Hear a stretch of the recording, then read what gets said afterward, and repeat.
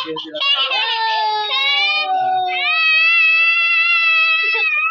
po ang kay Kiren.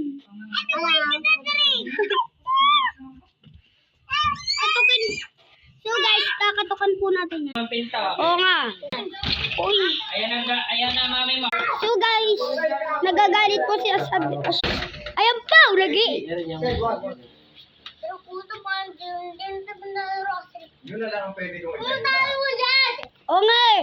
Bubog yan na yan. Bubog yan na yan. Arod!